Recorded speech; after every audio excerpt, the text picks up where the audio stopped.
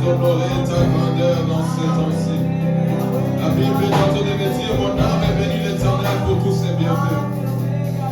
Oui, Père, je te dis merci pour ta protection. Je te dis merci pour le souffle de vie. Je te dis merci pour tout ce que tu fais dans la vie de mon frère, dans la vie de ma soeur dans cet endroit. Merci de nous avoir donné l'opportunité, la grâce et de se retrouver ici encore aujourd'hui. Car pour cela, nous sommes en train d'élever ton Seigneur. Est-ce que tu peux monter ta voix et pour adorer l'Éternel? Monte ta voix pour adorer Dieu. Monte ta voix pour adorer Dieu. Bien-aimé, se réveiller n'est pas une chose simple. Il y a des familles aujourd'hui qui se sont réveillées en pleurant. Il y a des familles qui se sont réveillées dans des hôpitaux. Toi aujourd'hui tu as le souffle de vie.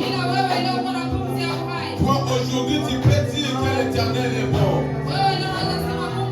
Toi aujourd'hui tu peux déclarer que Jésus-Christ est le Seigneur. Il y a de ces gens qui n'ont pas cette opportunité.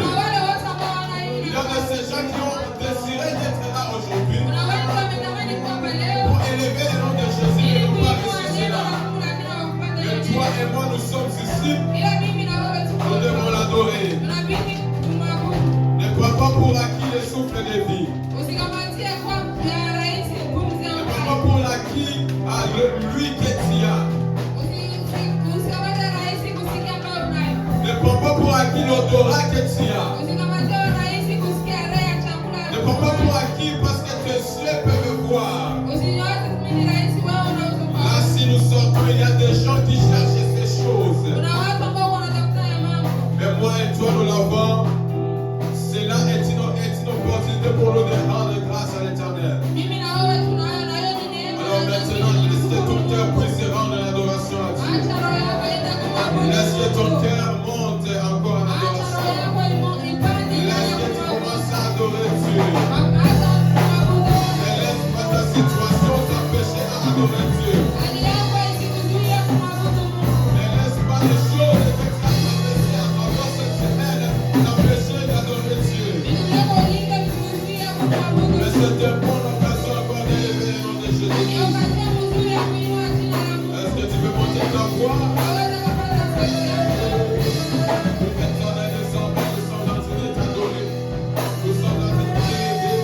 Pour ta grandeur, nous sommes dans une t'élever. Pour ta beauté, nous sommes dans une t'élever. Parce que c'est toi le Dieu.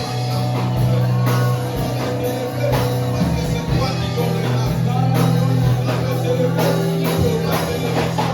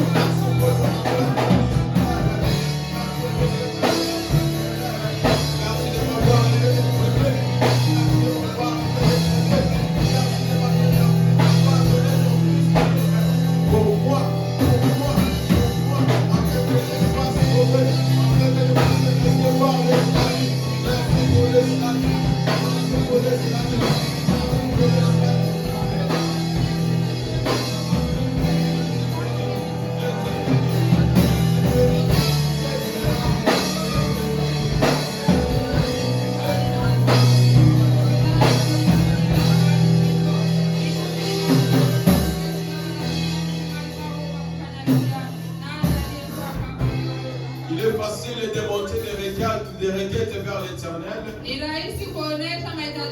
Mais je vois comme si c'est difficile de rendre l'adoration à Dieu. C'est facile pour nous de lui dire, Dieu, j'ai besoin de ceci. Là même lorsqu'on est en train de prier pour nos requêtes, je vois les gens qui sont en train de battre les mains. Mais je suis étonné lorsqu'il s'agit d'adorer Dieu. Je suis étonné lorsqu'il s'agit d'élever le nom de l'Éternel. Je vois des gens qui sont en santé, les gens qui respirent, les gens qui leur corps est en train de fonctionner bien, en étant confortable et assis. Peut-être que tu vas te sentir touché par mes paroles. Mais j'aimerais te dire, nous sommes en train de parler de roi des rois. Nous sommes en train de parler d'un sauveur. Il s'est donné à la croix pour que moi et toi nous soyons sauvés. Alors je ne comprends pas comment est-ce que tu peux être confortable dans ton bain.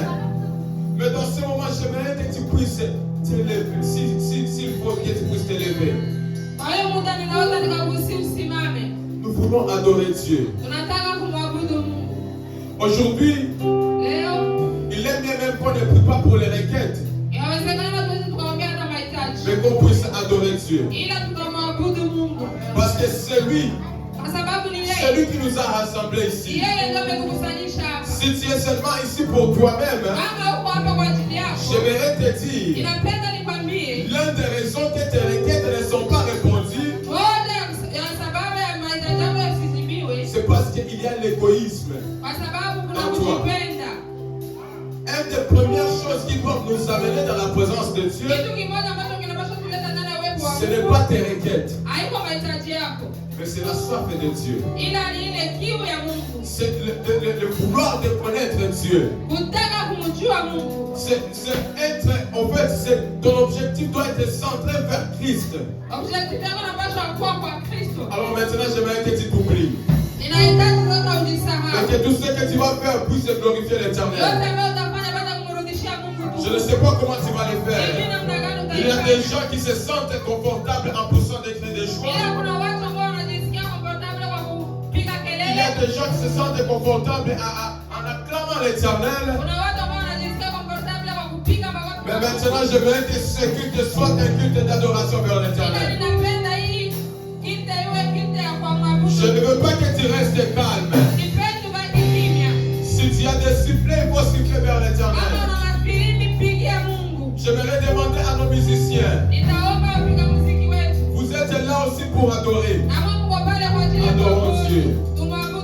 Dieu, il a déjà exaucé pour la croisade. Maintenant, nous voulons commencer à l'élever. Nous voulons commencer à l'élever.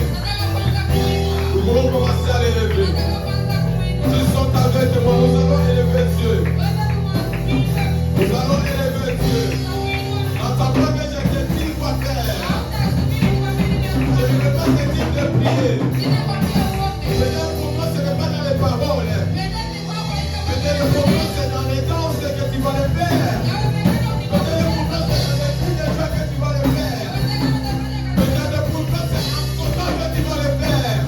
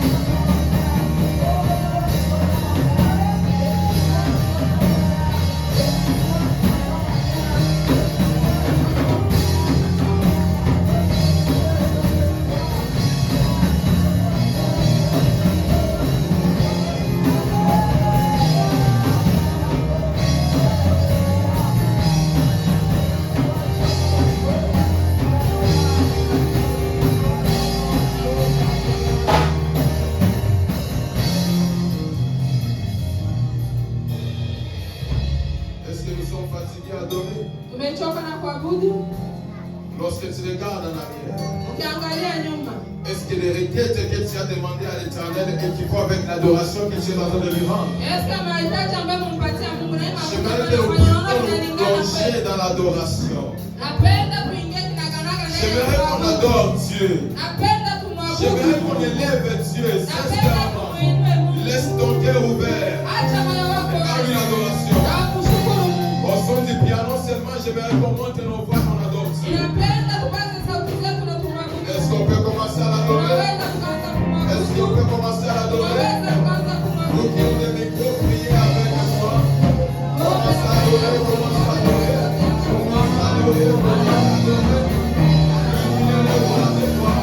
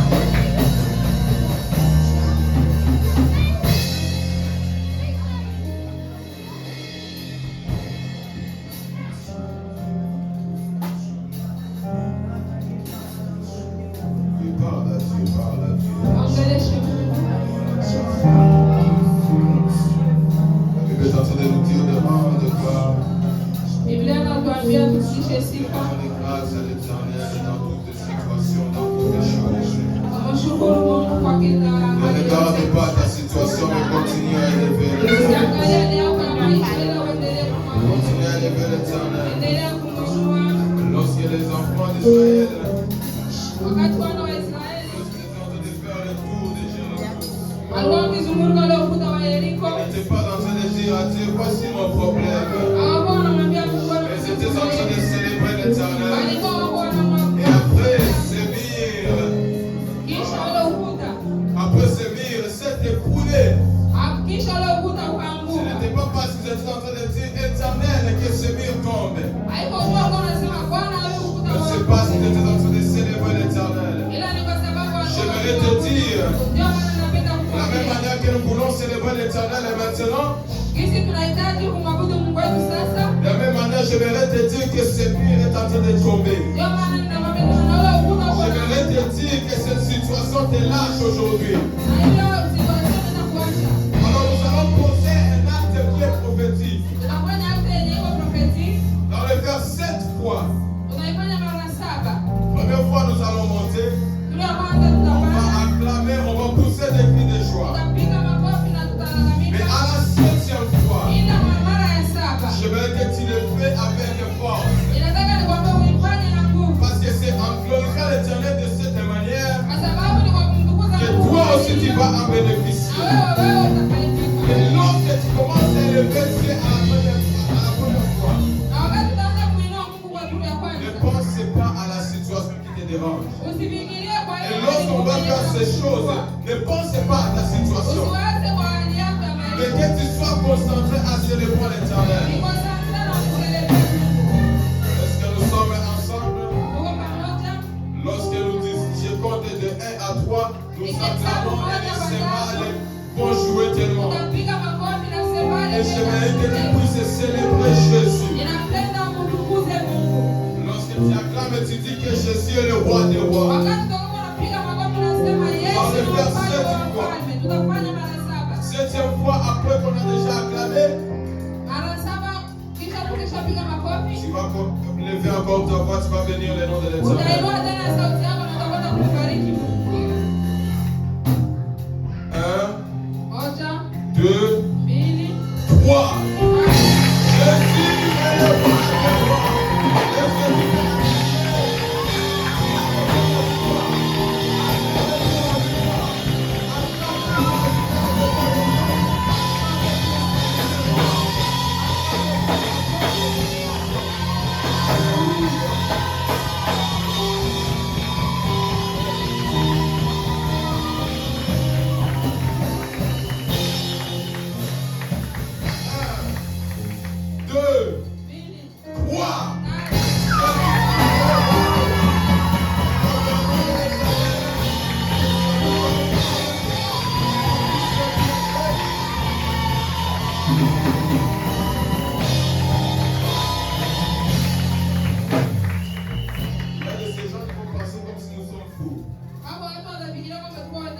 Mais j'aimerais te dire, dans la présence de Dieu, il y a des choses qui se passent.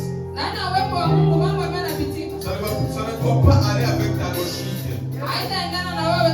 Si tu ne comprends pas, juste suis ce qu'on fait. Je t'assure, tu verras les résultats. Alors ne dis pas, est-ce que ces choses sont vraiment réelles? Si ces gens qui tournaient à l'avant de cette ville n'allaient pas faire parce qu'ils s'attendaient à des choses qui sont bien administrées, le mur n'allait pas tomber. Alors ne t'attends pas que ces choses soient liées à ta logique. Mais juste suis les instructions. Alors on va les faire encore pour la 3e fois. 1, 2, 3.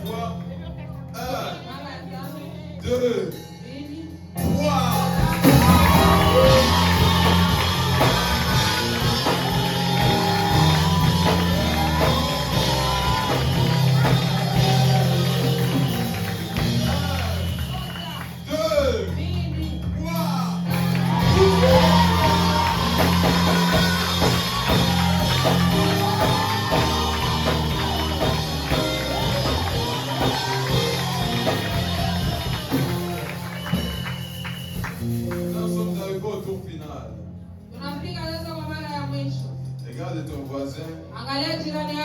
Est-ce que tu vas crier mieux que moi? Est-ce que nous pouvons faire tomber ce mur? Est-ce que nous pouvons encore montrer au diable que la victoire est de notre côté? J'aimerais que tu puisses puiser au-dedans de toi ton meilleur cri que tu as au fond de toi. Tu vas pousser cela vers l'Éternel. Et après cela, tu montes devant l'Éternel. Est-ce que nous sommes prêts?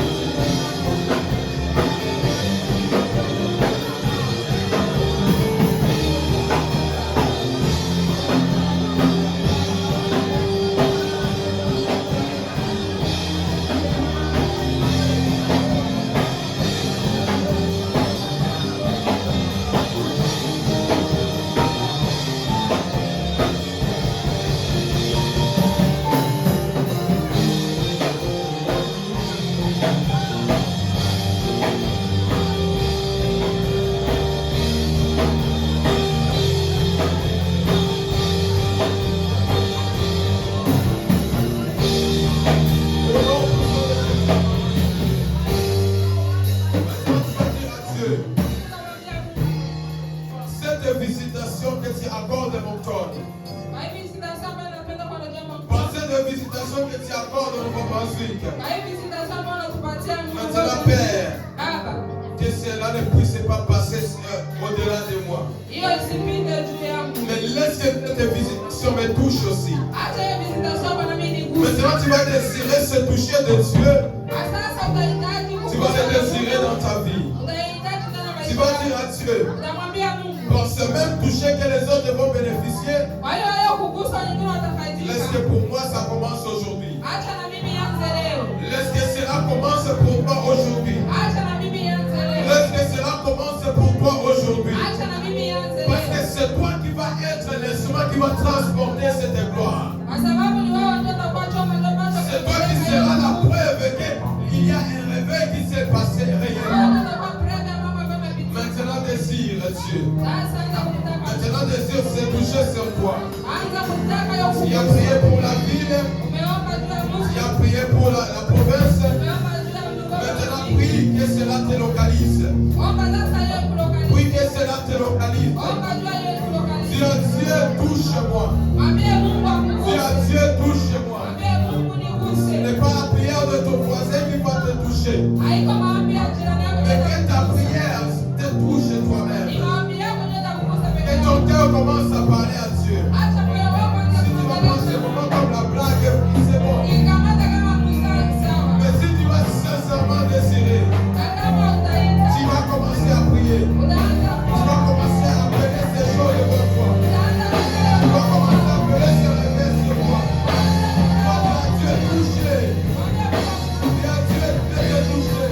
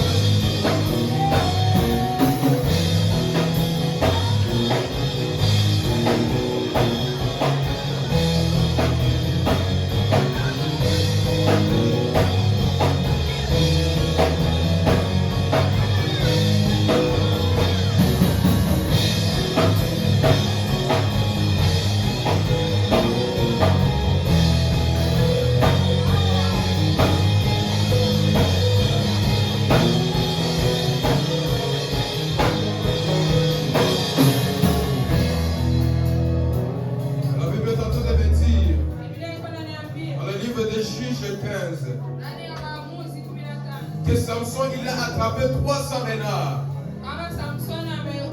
et puis des flambeaux et il tourna queue contre queue et mit le flambeau entre deux entre deux quais au milieu.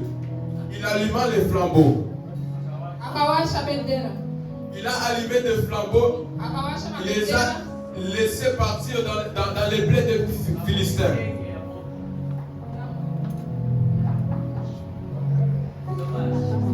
Il les a laissés aller dans les blés des Philistins. Et nous voyons que ces renards, ils ont brûlé ces blés des Philistins.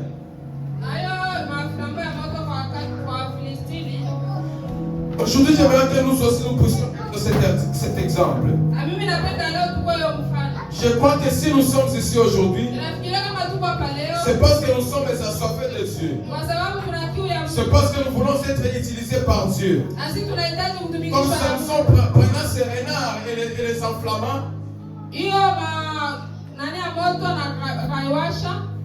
nous aussi nous voulons être enflammés par le feu du Saint-Esprit. Et lorsque le Saint-Esprit nous donne son feu, ce n'est pas pour que nous puissions garder ce feu, mais c'est pour que nous puissions aller là dehors et que nous puissions accepter d'être brûlés pour lui, afin que les autres puissent en bénéficier de ce feu. Ici, les Philistins ont perdu leur bleu, mais pour Samson, c'était une réussite pour lui. Oui, lorsque l'Éternel va t'enflammer avec son feu, vous savez qui va pleurer? Le diable va pleurer. Pourquoi? Lorsque tu seras enflammé par le feu de l'Éternel, il y aura cette charge d'aller enlever ces gens qui sont dans les couloirs. Dans ces couloirs des péchés. Et tu vas les amener vers Christ. Alors maintenant nous allons désirer le feu du Saint-Esprit. Tu vas dire à Dieu, enflamme-moi par ton feu. Et envoie-moi. On n'est pas enflammé pour rester à la même place. Et lorsque nous sommes enflammés, c'est pour que nous soyons envoyés. Maintenant, tu vas désirer le feu du Saint-Esprit. Tu vas désirer le feu du Saint-Esprit. Non pas pour toi, mais pour les autres. Pour les autres. Afin que ton frère soit sauvé. Afin que ton père soit sauvé. Afin que ta mère soit sauvée. Afin que tes amis soient sauvés. Maintenant, tu peux désirer ce feu.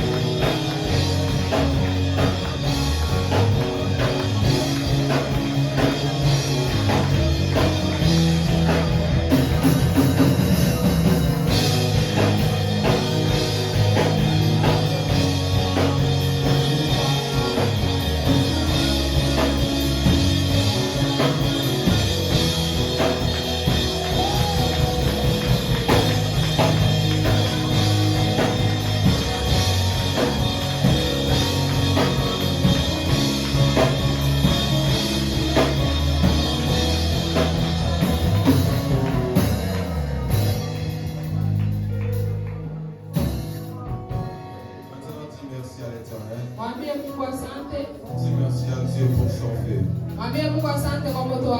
Dis merci à Dieu pour son fait. Tu n'as pas besoin de le sentir pour savoir que le fait est déjà là.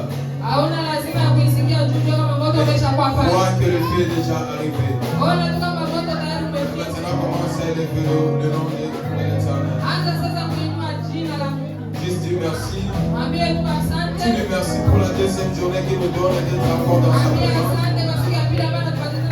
Dis merci encore pour sa visitation d'aujourd'hui. Dis merci parce qu'il est en train d'ouvrir les chaînes qui étaient fermées.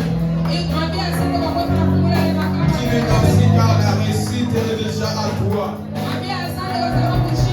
Dis merci car tu es déjà victorieux.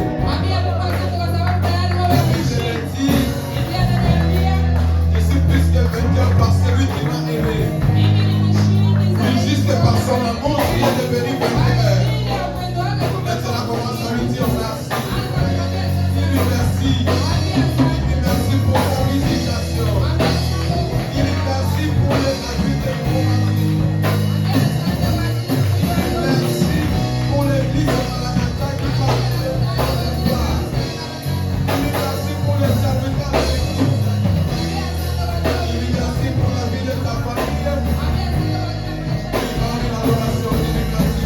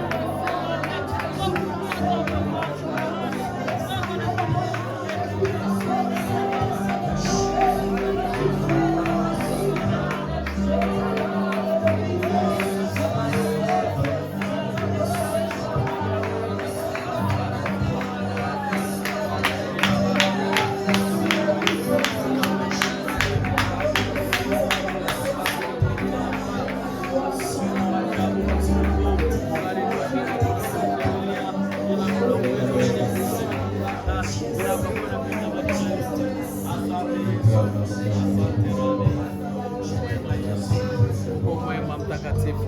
Uko mwema kama na vita. Nous allons encore glorifier Dieu à travers nos offrandes. Par nos offrandes, puisse glorifier encore l'Éternel. Tu peux l'adorer avec énormément. Et aussi l'offrande, ne l'oublie pas. Parce que l'offrande aussi a un grand rôle. Hier, on nous parlait des autels. On a parlé comment est-ce que l'autel représente la présence de Dieu. Et une des choses aussi qui bâtit l'autel de l'Éternel, il y a ce qu'on appelle l'offrande. Alors je ne voudrais pas que tu puisses aussi manquer ta visitation. Peut-être pour toi ta condition demande qu'un autel soit bâti pour l'Éternel. À travers une offrande. Pour que Dieu puisse créer cela et qu'il puisse descendre et agir. Et lorsqu'on va commencer à offrir à l'Éternel,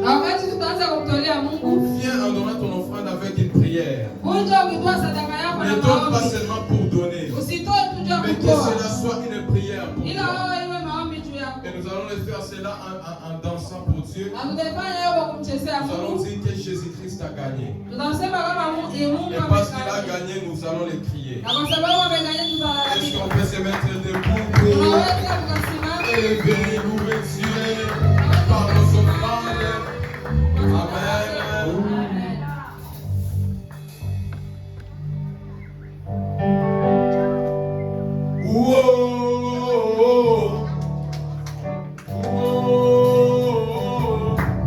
Jésus a gagné.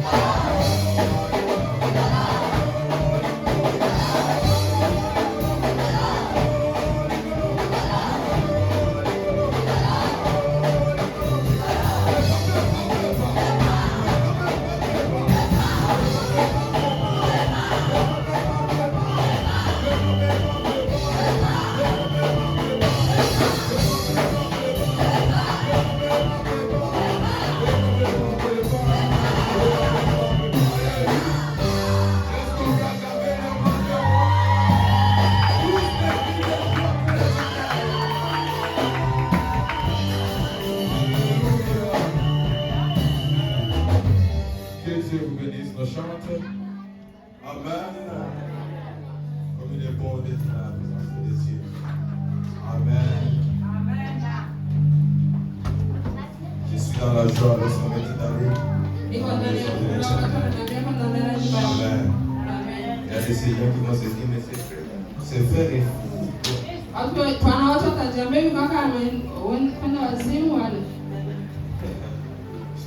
Jésus. Amen. S'il s'agit de sauter pour Jésus, je dois sauter. Les gens qui me connaissent doivent dire, mais lui il a mal au genou, comment est-ce qu'il saute? La douleur ne va pas m'empêcher d'adorer Dieu. J'ai l'assurance qu'il m'en sera pour l'éternel. Ma guérison est en train d'arriver. Alors je ne sais pas c'était quoi ta situation. Je déclare, je décrète que par cette danse, par ce son et des cris déjà que tu as fait, j'ai pu que Dieu puisse t'exaucer à ta prière. J'ai pu que Dieu écoute ta prière dans cette soirée et que demain tu témoignes de sa grandeur. Amen. Donc, lorsque nous sommes dans la présence de Dieu, bien-aimé, sois sans toi libre. Parce que les chiens sont en train de tomber. On a trop prié pour les requêtes. On est juste venu pour nous dire merci pour la victoire. Alors, je m'excuse si je ne suis pas arrivé à vos attentes. Mais j'espère que l'Éternel lui-même va te toucher. Remplir les plaisirs de ton cœur. C'est le bon moment, nous allons écouter la parole de Dieu. C'est qu'on a donné. Et ne pas fatiguer notre pasteur. Parce que la prédicatrice va passer devant. Elle va juste déclarer des bénédictions pour les gens qui l'ont donné. Donc on va laisser seulement que notre papa puisse s'asseoir et se reposer. Et puis à la fin, il nous donnera la bénédiction après la prédication. Sans plus tarder, vous allez m'aider à accueillir la servante des dieux d'aujourd'hui par des acclamations. Parce qu'elle apporte la parole de l'Éternel. Nous allons accueillir la prédicatrice d'aujourd'hui. Dès qu'elle commence à avancer, on acclame pour l'encourager, elle et son interprète.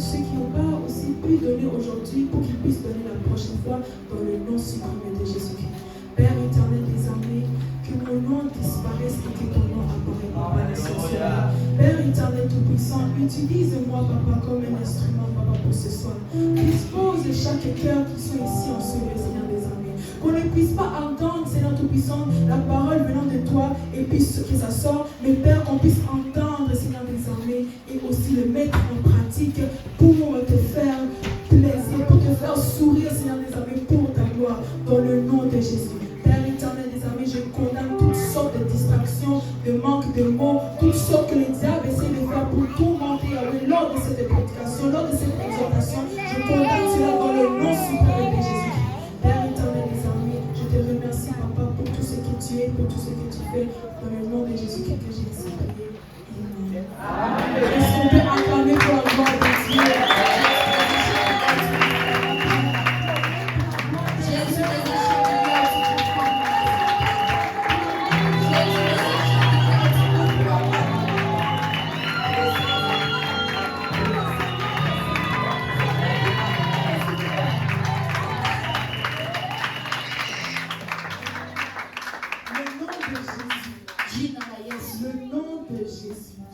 la Yesu. Est-ce que même nous savons la puissance que le nom de Jésus porte? Je tunajua uwezo ambao jina la Yesu uko nao. Est-ce que nous savons les mystères cachés que le nom de Jésus porte? Je tunajua kile ambacho kinafichwa ndani ya jina la Yesu. Est-ce que nous savons nous-mêmes ce que le nom de Jésus est ou bien ce que ça fait? Je tunajua kile jina ya Yesu iko wala kile ambacho kinafanya. C'est pour cela on va lire dans Actes des Apôtres, Ndio kwa maana tutaenda kusoma ndani ya Matendo ya Mitume chapitre 19, sura ya 19 verset 13 jusqu'à 16. mstari wa 13 mpaka 16. Celui qui a trouvé peut lire. Acte 19, 15 à 16, la Bible dit: quelques exorcistes juifs ambulants essayèrent d'invoquer sur ceux qui avaient des esprits malins le nom du Seigneur Jésus, en disant: je vous conjure par Jésus que Paul prêche. Ceux qui faisaient cela étaient 7 fils de Séva, juifs, l'un des principaux sacrificateurs. L'esprit malin leur répondit: je connais Jésus et je sais qui est Paul, mais vous, qui êtes-vous? Et l'homme dans lequel était l'esprit malin, s'élançant sur eux, se rendit maître de tous eux et les maltraita de telle sorte qu'ils s'enfuirent de cette maison nus et blessés. Amen. Amen. Est-ce qu'il y a quelqu'un qui a ça sur le livre?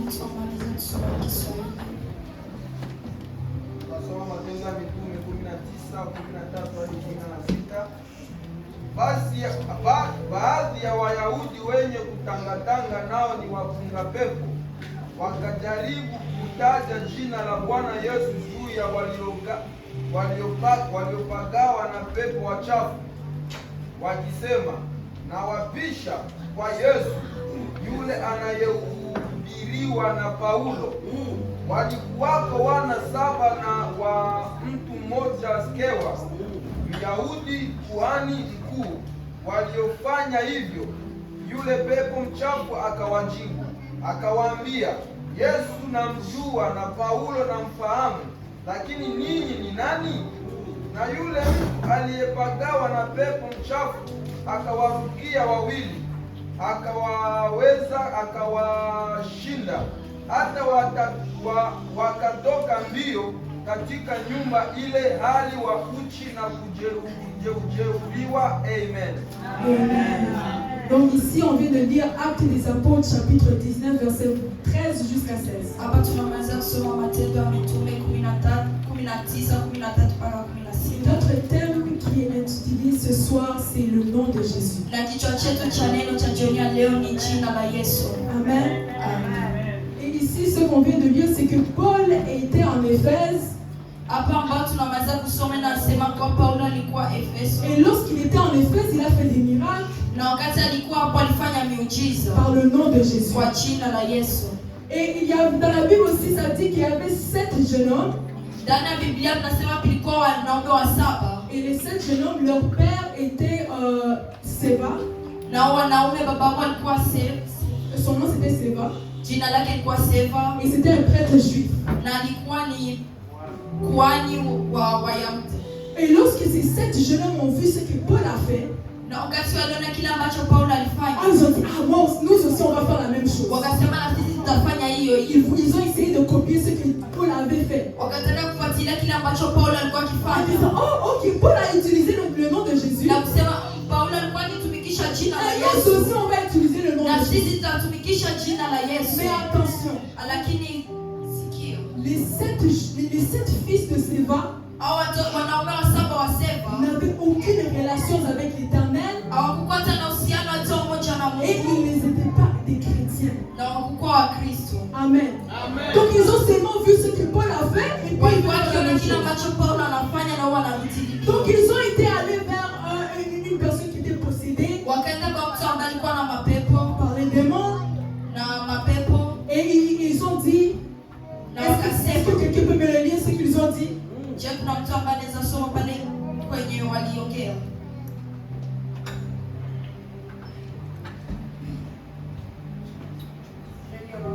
Amen. Je connais Jésus et je sais qui est bon. Mais vous, Amen.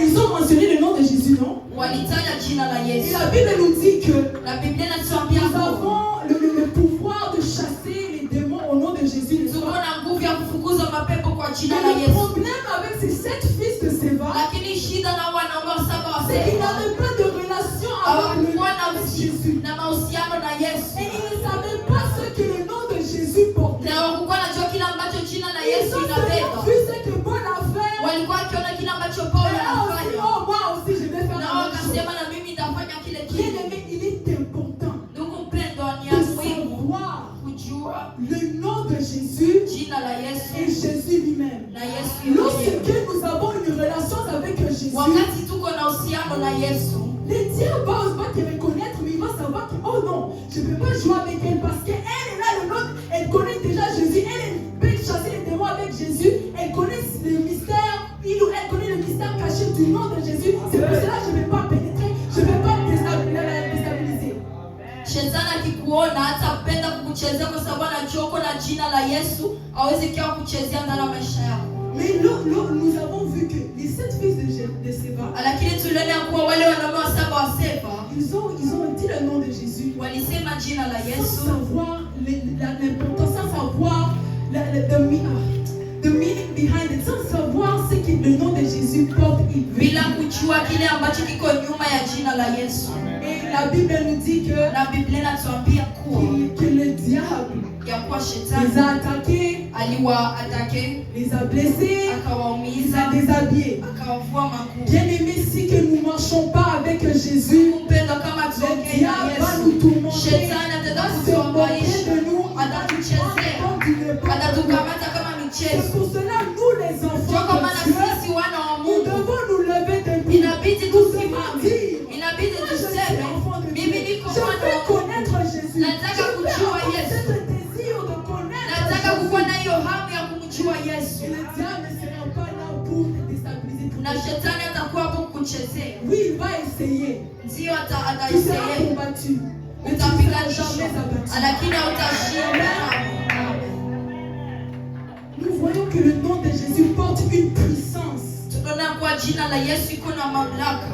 Même lorsque les gens nous méprisent, Hata watu wanatudharau, même lorsqu'on a des problèmes, hata wakati tuna shida, lorsque nous nous mettons à genoux, wakati unapiga magoti lorsque yako, nous invoquons le nom de wakati Dieu unaita jina la avec Mungu assurance, na avec uhakikisho autorité, na nguvu, l'Éternel va changer. Mungu atabadilisha hiyo situation Il va yako. déranger n'importe quelle situation. Haitaangalia ni situation gani. Les gens ont dit que tu vas Hata watu walisema Les utashinda, gens ont dit que c'est hata watu walisema que hivi, les docteurs ont dit tu as le cancer. hata waganga walisema kuna kansa. Laisse-moi te dire Lakini quelque acha chose. kuambia kitu, Lorsque tu as Jésus, wakati uko na lorsque tu Yesu, marches avec Jésus, kitu wakati unatembea na Yesu, hakuna kinaweza kukutikisa, hakuna kitu kinaweza kukutia pembeni. Et notre deuxième point aussi, Pointi yetu ya pili, que l'Éternel nous a donné aussi ya kuwa Mungu alitupatia pia l'autorité uwezo de chasser les démons. ya kufukuza mapepo kwa jina lake. Amen. Pour chasser les démons, c'est pas quelque chose pour prendre pour acquis. Kufukuza mapepo sio kitu cha kukamatia C'est pour kawaida. cela que nous allons lire Ndio kwa maana tutasoma dans le livre de Marc, kitabu cha Marko chapitre 16, verset 17. sura ya 16 mstari wa 17. Amen. Voici les miracles qui accompagneront ceux qui auront cru. En mon nom, ils chasseront des démons. Stop. Amen. Répète encore. Voici les miracles qui accompagneront ceux qui auront cru. À mon nom, ils chasseront les démons. Stop. Dis-le encore une fois pour que les gens puissent entendre. Voici les miracles qui accompagneront ceux qui auront cru. À mon nom, ils chasseront les démons. Amen. Quelle grâce est-ce qu'on peut acclamer pour nous? Je tunaweza kushangilia. Hiyo ni neema ambayo Mungu atupatia. Amen. Ici, la Bible nous dit qu'il nous a donné. Hapa Biblia inasema tupatia mamlaka. Voici les miracles qui accompagneront ceux qui ont cru. Na hizi ndizo ishara zitakaoendana En mon nom, qui est le nom de Jésus, na wale ambao wanaamini jina la Yesu, chasseront les démons. watafukuza mapepo. Maintenant, nous allons lire Sasa tutasoma dans Matthieu chapitre 17, verset 19 jusqu'à 20. Mathayo 17:19 mpaka 20. Matthieu 17, 19 à 20. Alors les disciples s'approchèrent de Jésus et lui dirent en particulier, pourquoi n'avons-nous pu chasser ce démon? C'est à cause de votre incrédulité. Stop. Et répète encore. Répète encore juste la phrase. Alors les disciples s'approchèrent de Jésus et lui dirent en particulier, pourquoi n'avons-nous pu chasser ce démon? C'est à cause de votre incrédulité. Leur dit Jésus, je vous le dis en vérité, si vous aviez de la foi comme un grain de sénévé, vous diriez à cette montagne, transporte-toi d'ici, là, et elle se transporterait. Rien ne vous serait impossible. Amen. Amen. J'espère qu'on a bien compris ce que l'Éternel a dit. Amen. Amen. Ici, la Bible nous dit en Marc, si tu as cru à son nom, tu es capable de chasser les démons. Mais ici, on voit dans Matthieu que les disciples, ils ont chassé les démons, ils ont essayé de chasser les démons, mais ça n'a pas fonctionné. Pourquoi? Lorsque nous chassons les démons, nous devons directement croire que les démons ont déjà spirituellement. Nous ne pouvons pas dire que au nom de Jésus, mais dans ton cœur, tu dis, je ne veux pas que les démons puissent entrer dans bien aimé, le nom de Jésus porte une puissance. C'est important de connaître la valeur du nom de Jésus. Le précieux nom de Jésus, ce n'est pas un nom pour plagage. Lorsque nous disons le nom de Jésus,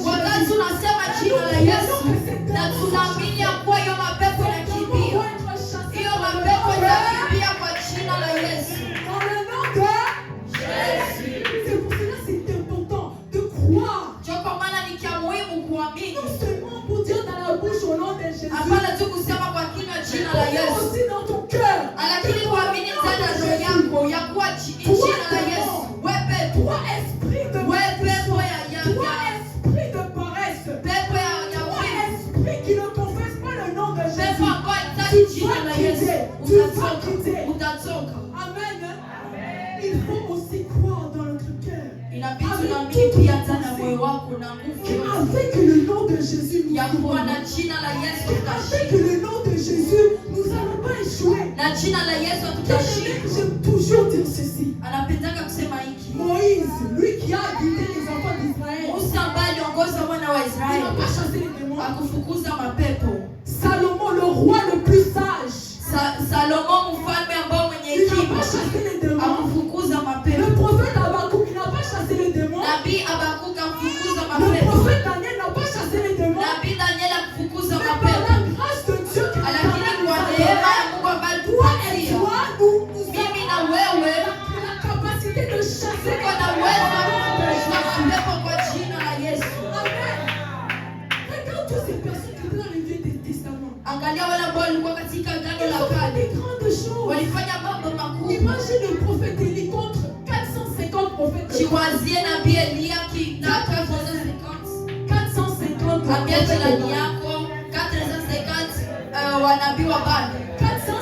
prophètes de Baal. Amen. Pour Élie était seulement il était seul. Mais il était contre 450 personnes. Il a invoqué le nom de Dieu. L'Éternel seulement. Et puis le feu est descendu. Et puis tu as nous qui avons eu cette grâce. D'avoir le précieux nom de Jésus. Pourquoi douter, bien-aimé? Pourquoi dire oh non, je ne peux pas, je ne suis pas capable? Pourquoi dire que oh non, je ne peux pas chasser les démons? Mais nous avons Jésus avec nous. Marchons avec lui. Cherchons sa justice. Il va nous montrer, il va nous faire des exploits. Et une dernière chose, parce que la parole, vu que le temps file, nous allons aller un peu bref. tutaenda kiufupi. Mais la dernière chose qu'on va parler, Kitu cha mwisho ambacho c'est tutaongelea que le nom de Jésus nous distingue. ya kwa jina la Yesu linatofautisha. Beaucoup de gens se plaignent. Watu wa mingi Se wanajitoka, comparent. wanajifananisha, wanajiambia Oh non, pourquoi les païens sont kwa nini wapagani wako wakubwa kushinda sisi wa Kristo? Pourquoi les païens ont des baccalauréats? Kwa nini wapagani wako na Ils masomo, ont leur business. wako na Ils ont business, tout. wako na Nous, yote? nous Sisi sommes en Jésus. Nous si avons tuko ndani ya Yesu hatuna kitu. bien aimé. Ndugu mpendwa, Savons-nous que nous avons l'avantage plus que les païens? je unajua kuwa uko na avantage kushinda wale Nous avons wapagani? l'avantage plus que les païens. Uko na avantage kushinda wale wapagani. Le Seigneur est ici. Lorsque nous mettons de l'effort et la discipline dedans, et nous invoquons le nom de Wakati Jésus, unatia nguvu na disiplina na unaelita jina la Yesu, l'Éternel va agir dans Mungu ta vie. atatenda ndani ya maisha yako, akifanya Double, tu plus que les païens. kushinda hata wapagani. Oh, je ne peux pas aller. Je ne peux pas Hapana faire ceci. kusienda. Je ne peux Siwezi pas fanya hivi. retourner, je ne peux pas aller à l'école ou bien je ne peux pas faire quoi que ce soit. Siwezi fanya kitu chochote. Bien aimé, avec le monde qu'on vit dedans, Ndugu mpendwa, na yale ambayo tunaishi c'est leo important de s'enrichir. ni cha maana kuwa N'ayons na pas peur. utajiri, usikui na Parce que hofu, nous avons Jésus. kwa sababu tuko na Yesu. On aura plusieurs combats. Takuwa na vita Car vingi, la Bible me dit dans Jean kwa chapitre sababu Biblia 16 inaniambia ndani ya Yohana 16 que nous aurons des tribulations ici ya dans ce kuwa monde. tutapiganishwa hapa kwenye Prenez dunia, courage. lakini Car kamata j'ai courage, déjà vaincu le monde. kwa sababu umeshashinda dunia. Yesu ameshashinda Tu n'as dunia. pas besoin de paniquer. Tu n'as pas besoin de douter que non. Haupaswi kuwa Si na je fais hofu. ceci, je vais chier. Non. Nasema nikifanya kitashinda, hapana, utaweza. Même si tu as fait une erreur ou tu Hata kama ulifanya leo na shida, as Jésus simama. dans tes côtés. Uko na Yesu Tu peux pembeni pas yako. paniquer et dire que non. Jioni usikie uoga na useme hapana, Si sitaweza. si les païens ont été capables de réussir, toi aussi tu peux aller réussir. Tu Kama wapagani waliweza na wanaweza ukaweza. peux avoir un grand business. Unaweza kuwa na Tu peux business ya faire ukubwa toi. kwa sababu uko na Yesu pembeni yako. Pourquoi te rabaisser? Kwa nini unajishusha? Pourquoi te sous-estimer? Tu as Jésus. Kwa nini unajidharau? Uko na Yesu. La puissance du nom de Jésus est Nguvu ya jina la Yesu iko nguvu C'est sana. à nous de marcher Ni avec kwetu lui, sisi kutembea pamoja naye, de faire sa volonté, ya kufanya mapenzi yake, de faire son travail en vérité et en esprit. ya kufanya kazi yake ndani ya roho na Et kweli, de dire aussi na kusema pia que je suis toujours prête à apprendre. ya kuwa niko tayari kujifunza. Bien-aimé, quand tu te dis que tu es toujours prête à Wakati apprendre, unajiambia uko tayari kujifunza, utaendelea tu vas seulement avancer. utaendelea Tu tu. dis que non, Ukisema je suis hapana, ok, niko je sawa, suis bien. niko sawa, Bien-aimé, tu vas aller, tu vas te rabaisser. Utaenda Les gens vont kujishusha. voir ça, et puis les gens vont juste voir ça, et puis watu wataona tous hiyo tes projets vont aller à l'eau. na projet zako zote zitaenda mai. Mais quand tu te dis, Jésus, je ne connais rien. Wakati unamwambia Yesu C'est sijui toi seul kitu, qui connais tout. ni wewe ambaye unajua C'est toi qui yote, as créé l'univers. ni wewe ambaye uliyeumba mbingu na Tu nchi. me connaissais avant que je sois dans la bande de ma mère. Ulinijua mbele sijakuwa ndani ya tumbo ya Tu mama sais la yangu. raison pourquoi que je suis en train de Unajua kwa sababu niko naishi hapa kwenye Yahweh, dunia. aide-moi. Nisaidie, Aide-moi. Même nisaidie. si que j'ai des problèmes. Hata kama Même nina si shida, qu'il y a des blocages. hata kama kuna mablokaji, Je Baba, crois que dans le nom de Jésus, naamini ya kuwa ndani ya jina la toutes Yesu choses, kila kitu mon chote, sentier s'aplanira à cause de toi. njia yangu itanyoroka kwa sababu yako. Amen. Et donc, et nous savons que nous avons une croisade de 3 jours. Tunajua kuwa tuko na croisade ya siku 3 Et nous avons besoin de Jésus. na tunamhitaji Yesu. Jésus est la solution de Yesu cette ndio croisade. jibu ya hiyo croisade. Jésus, nous voulons vivre la plénitude de Jésus. Il faut qu'on aille Tunataka Jésus. kuishi wingi wa Yesu, On a besoin de Jésus. tunamhitaji Yesu. C'est pour ça que la chanson dit, moi je n'ai que Jésus. Ndio kwa maana nyimbo Si inasema tu niko tuna m'aimes, Yesu. je n'aurai plus rien. La la la la la la la. Moi je n'ai que Jésus. Moi je n'ai que Jésus.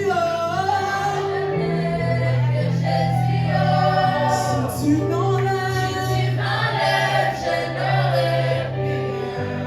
La la la la. En ce moment, tu vas te lever debout. Huyu mtu utaenda Tu kusimama, vas seulement invoquer le nom de Jésus. utaliita tu jina la Yesu. Malgré les degrés de problèmes que tu as, haijalishi shida ambazo uko nazo.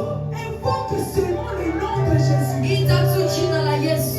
Non seulement par la bouche, Hapana tu kwa kinywa chako, mais dans ton cœur tu crois aussi lakini que ndani ya roho yako par le inabidi nom de Jésus, uite jina la Yesu. les problèmes vont être finis. Shida Dans zitaisha. le nom de Jésus, Ndani ya jina tu la as la Yesu solution. utapata Dans le jibu. nom de Jésus, Ndani ya jina la Yesu, par le nom de Jésus, ndani ya jina tu la as la Yesu solution. nitakuwa na jibu. Pas que je finis à exaucer, Usichunge anze amalize kusema, invoque seulement le nom de lakini anza Jésus. kuita jina la Il Yesu. est là. Yuko hapo. La Bible me dit, Matthieu 7:7, Biblia inaniambia Mathayo 7:7, demandez et vous recevrez, ombeni na mtapewa, cherchez et vous tafuteni trouverez, na mtapata, frappez à la porte et il sera bisheni ouvert. na mtafunguliwa. Bien-aimé, invoque Ndugu mpendwa, Jésus. ita jina la C'est Yesu. pour ta vie spirituelle. Ita kama ni juu ya maisha yako ya kiroho. Est-ce que tu peux seulement élever ta voix? Jiongeze pandisha sauti lako, uanze kuita jina la Yesu.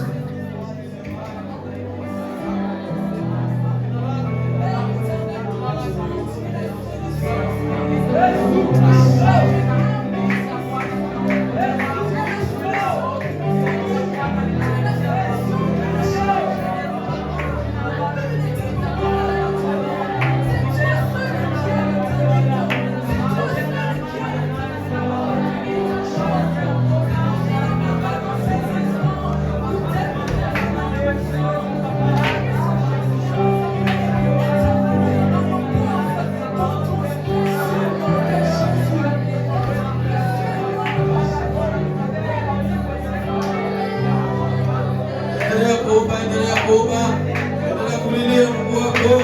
Inua jina la Yesu Kristo, jina la lenye nguvu, jina la lenye uwezo, jina la lenye mamlaka, jina la linaponya, jina la linaokoa, jina la linatenda miujiza. Hakuna jina lingine tulilopenda isipokuwa jina la Yesu Kristo wa Nazareti. Ulilie macho yako. Yesu anaweza yote Baba. Yesu anaweza yote Baba. Yesu anaweza yote. Yesu anaweza yote kijana. Oh Seigneur Jésus. Uko mwema Baba. Uko mwema Yesu. Unatosha maishani mwetu. Unatosha wewe. Wewe ni jina kubwa. Ni jina kubwa. Wewe ni jiwe la pembeni iliyokataliwa wajengai. Ni wewe Yesu Kristo atakayejikwaa kwa jina lako. Oh Seigneur Jésus. Acha uonekane Baba. Asante Yesu. Asante wa milele. Asante kamanda wa vita. Unatosha Mfalme.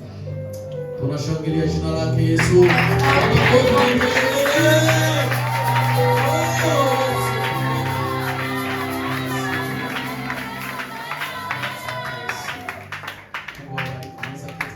Vous pouvez vous asseoir un tout petit peu. Matangazo, asante sana On va donner les annonces. Merci watumishi wa beaucoup Mungu ambao wanatumia leo tena. pour les serviteurs de Dieu qui ont œuvré aujourd'hui. Muendelee kuwabariki. Que Dieu continue à vous bénir. Watendee mema. Que Dieu vous fasse du bien. Awazidishie mali mlipopunguza. Qu'il augmente l'endroit là où vous avez diminué. Amen, amen. Amen. Muda wa matangazo. C'est le moment des Tangazo la annonces. kwanza, Yesu ni.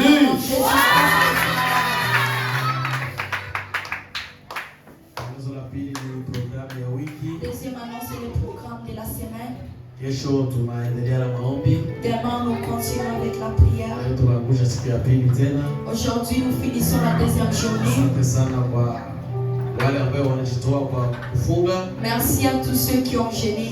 Mungu awazidishie. Que Dieu augmente. Hii siku tatu haitapita. Ces 3 jours ne vont pas passer en vain. Amini tu. Crois seulement Utaona mkono. et tu verras la main de Dieu. Tunaendelea kesho na maombi On continue demain avec la na prière. kufunga. On va gêner. Tunakutana tena hapa On kesho na se retrouve encore 6h30. ici à 18h30. Amen, amen. Amen. Siku ya ile Les jeudis, ni siku ambayo tunaanza pokea wageni. c'est les jours qu'on va commencer à accueillir les visiteurs. Amen, amen. Amen. Kwa kweli wageni wataanza fika hiyo siku. À vrai dire, il y aura les gens qui vont arriver ces jours. Mgeni wa kwanza atafika na saa 4 asubuhi. Premier va arriver à 10h. Saa 4 na 25 minutes. 10h25. Yaani wakwenda kupokea Donc ceux qui vont aller l'accueillir, sisi kanisa tutakuwa nous l'église qui vont aller l'accueillir, tunapaswa toka hapa na saa 4. nous devons quitter ici à 10h. Amen. Ama saa 3:50. Même en 9h50. Amen. Wa kwanza atafika. C'est les premiers qui vont arriver à 10h. Wa pili anafika kesho. Le deuxième arrive demain. Anafika na saa 10. Mercredi. Non, jeudi. Nisema leo. Le jeudi. Non, jeudi plutôt. Le jeudi. Anza waza leo mercredi.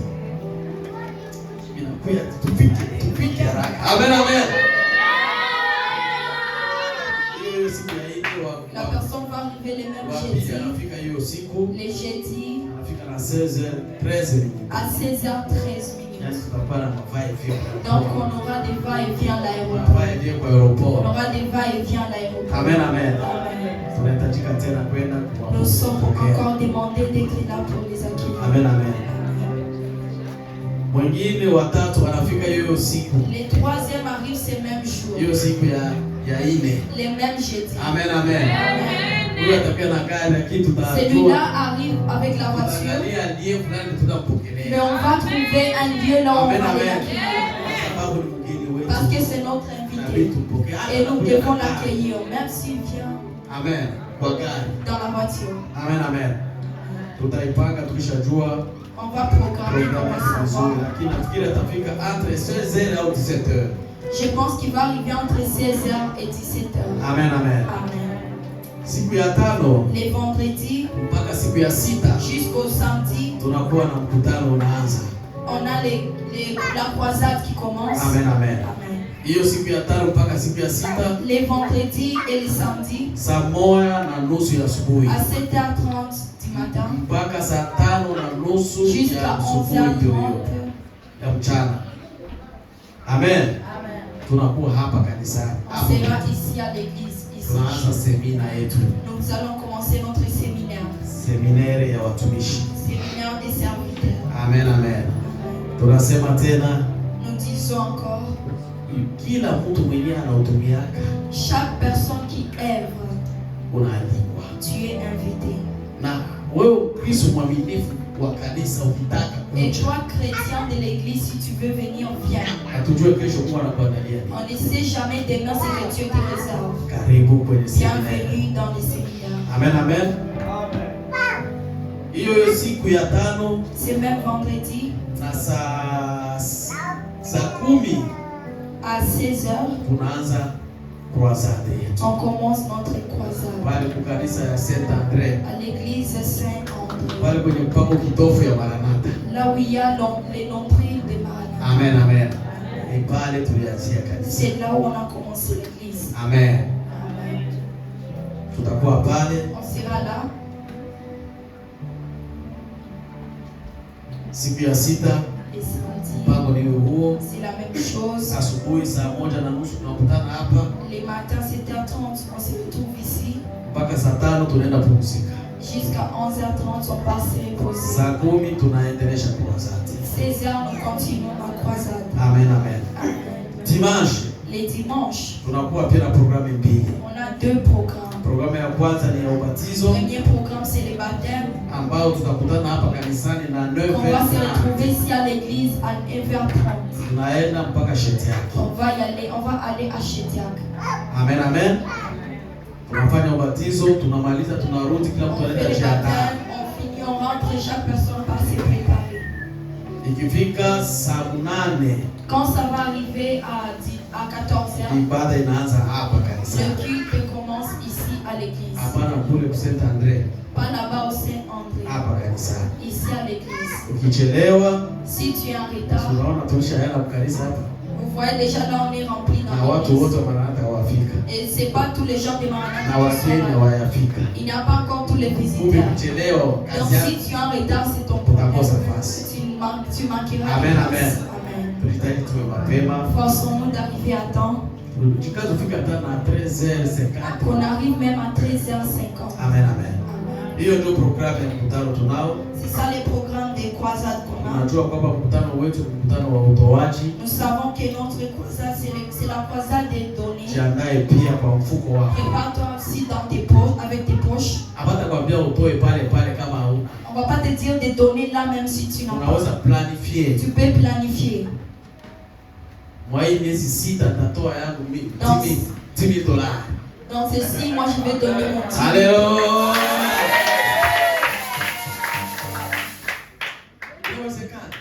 C'est possible. Amen. Jiandae, planifie, hata planifie. Planifie, c'est bon. Tu vas donner combien? Amen, amen. Tangazo la 3. Troisième annonce. Tunaomba wenye wako na maventilateur Aux gens qui ont des ventilateurs manyumbani à la maison, watusaidie nao dimanche. de nous aider avec ça le dimanche. Amen, amen. Zaidi sana saa zile za kuzunguka hizo. Surtout ceux qui tournent comme ça. Ile ya mrefu hiyo. Les noms là. Lakini kama unapata ingine unaweza leta, tutajua kisa kufanya. Si tu as un autre, tu peux apporter, on saura comment faire. Tuko na maventilateur machumba, lakini hapa On a des ventilateurs dans les chambres. Ikiwa Mais ici c'est couvert. watu watakuwa wengi na jasho itakuwa Il y aura beaucoup de personnes, il y aura beaucoup de... Il fera très chaud. kama uko na utu asili atakwambia tabakia mkanisa. Si tu en as, il faut nous prêter, on te dit pas que ça va Na rester. kama Mungu anakuongoza wakie. Si Dieu te pousse que ça reste. Amen. Kwa hiyo tunaomba hiyo msaada. Poussez, nous vous demandons Kusudi votre aide watu wajisikie pour que vizuri. les gens se sentent confortables. Tangazo la 4. Quatrième annonce. Tunapenda kujulisha vijana, Nous voulons laisser savoir aux jeunes, wanaume, les jeunes garçons, wa baba les papas na hata wa mama, et même les mamans, hata wa binti, même les filles, kwamba inahitajika kesho tukate majani. que demain nous devons couper les arbres. Amen. Kwa sababu hatutapokea wageni Parce mchana. qu'on ne peut pas accueillir les visiteurs étant sale dehors. Amen. Kumbi tufanye plani yote. Alors préparons-nous.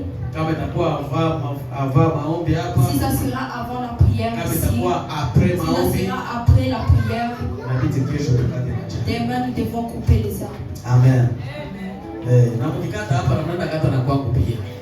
Si vous coupez ici, il faut aller couper chez les pasteurs. Amen. Haleluya. Tutakula nini? Amen. Kukata mahali inatosha. Couper les arbres, c'est ça. Haleluya. Kwa hiyo kwa sababu tutapokea wageni na nyumbani kwao kutakuwa wageni. Même chez les pasteurs, il y aura des visiteurs. Mungu atubariki. Que Dieu nous bénisse. Hiyo matangazo tulikuwa nayo. C'est ça les annonces qu'on avait. Kwa mwisho tunakuwa na kipindi kizuri Pour finir, on a un bon moment. kwa sababu tunakuwa na ubatizo. Parce qu'on a les baptêmes. Inabidi tuwaoneshe wale On tutawabatiza. va vous montrer ceux qu'on va baptiser. Amen, amen. Hiyo ndio desturi ya kanisa. C'est ça les règlements de l'église Ndio ushuhuda nzuri. pour avoir un bon témoignage. Amen, amen.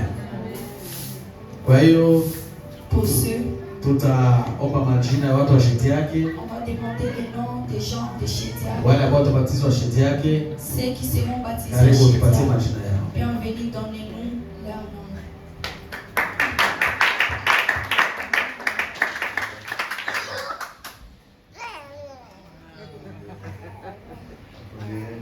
Wa kwanza.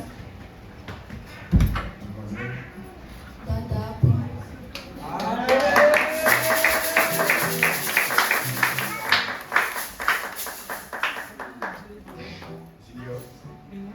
Junior.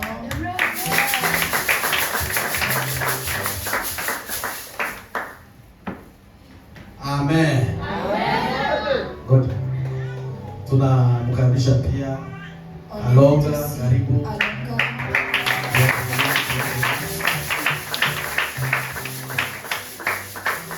Tunamkaribisha pia Grace, karibu.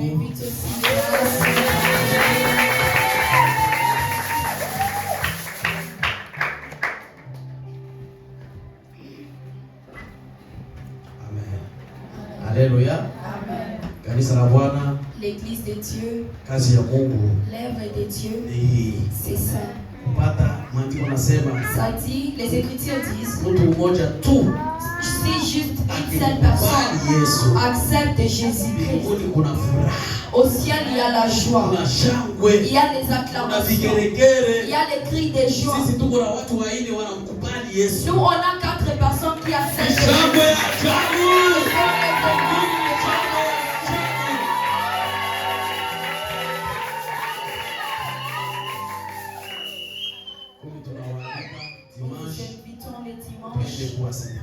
D'aller les accompagner dans toute la joie. Dieu va les aider abondamment. Bienvenue Pasteur Moïse. Pour les peu de jours qui restent, que Dieu continue à les protéger, qu'il continue à bien les convaincre. Bienvenue.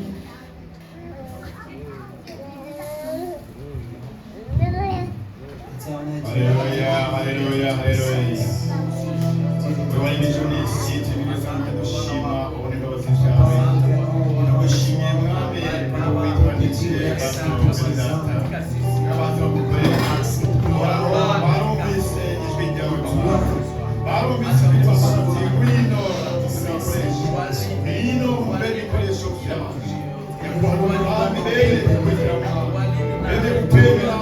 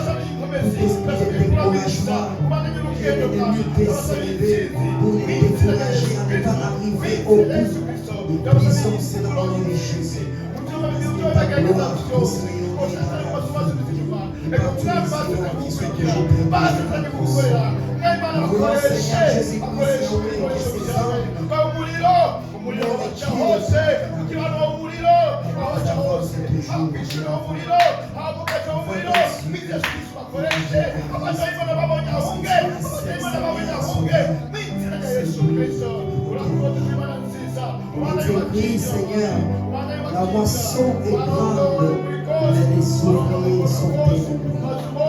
Alors toi, tu as envoyé, Seigneur Jésus-Christ, avec les terre riche, afin que ces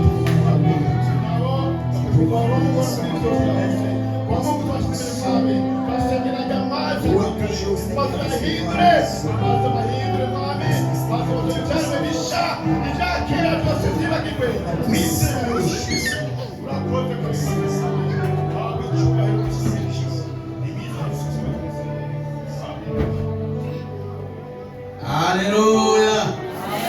Asante, mnaweza keti. Kisha ibada tutakuwa na nyinyi dakika 5. Utabaki usiende haraka. Vous allez rester pour pas partir. Amen, amen. Mungu atubariki. Tusimame. Baba, asante kwa jioni ya leo. Asante kwa baraka zako. Tunaona mkono wako. Baba, ninaamini ya kwamba wote waliokuja unajua mioyo yao. Kuna wengi wana mahitaji. Kuna wengi wana shida. Kuna wengi ni wagonjwa. Kuna wengi wanakuwa na bezwe mbalimbali katika mioyo yao. Acha watendee kwa jina la Yesu. Tendea kila moja. Tendea kila moja. Tendea kila moja kwa jina la Yesu. Tunafika mwisho wa ibada leo. Mungu tunaombea njia uibariki. Twende salama na tufike salama. Damu yako tufunike. Baba, tutakapolala tulale kwa neema yako. Damu yako tufunike. Tunaenda kinyume ya makusudio yote. Tunaenda kinyume ya pepo mbaya. Tunaenda kinyume ya magonjwa ya ghafla usiku. Tunaenda kinyume ya ndoto siku ya mbaya. Tunaenda kinyume ya mauti ya ghafla usiku. Kwa jina la Yesu Kristo wa Nazareti. Acha Baba tulale kama wana wa mfalme na tunaamke kama wana wa mfalme.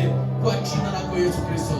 Neema yako Mungu Baba na pendo kwa Yesu Kristo na ushirika wa Roho Mtakatifu waambatane nasi sote tangu sasa hata milele kwa jina la Yesu. Amen. Shalom.